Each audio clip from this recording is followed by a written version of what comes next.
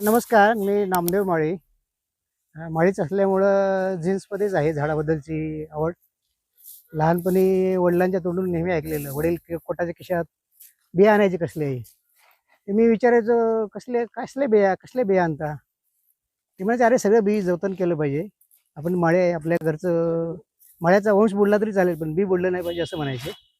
ते ऐकून ते डोक्यात बसलेलं होतं ते. त्यामुळे झाडाची आवड.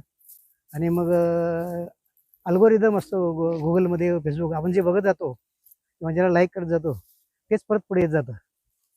त्यामुळे ते असे निसर्ग मित्र लालासाहेब माने, चाफुले, सुहास कडू, असेच राक्षे सर, असे म्हणजे तेच तेच पुढं सजेशन येत जातात. त्यात आणखी आवड वाढत गेली आणि मित्रमंडळी भेटत गेले. आज आपण इथं तामिनी घाटामध्ये सह्याद्री देवराई, वनदेवराई विकास हायटेक नर्सरी यांच्यातर्फे 15-16 जण आहे, आम्ही बिया गोळा करतोय. आता हे हेदीचं झाड आहे. सदाहरित झाड आहे. इथे फुलाचा आम्ही मागं पावसाळ्यात आलो तेव्हा फुलाचा पुष्पवर्षाव असं केला होता लालदादाने आमच्या अंगावरती. आज बघा फळाचा वर्षाव झाला. म्हणजे 1 वर्ष पूर्ण होत आलं. एक सर्कल पूर्ण झालं. बाजूला आहे ते नानाचं झाड आहे. पलीकडे आहे ते ऐन आहे आणि ते कुठं असानाचं झाड आहे.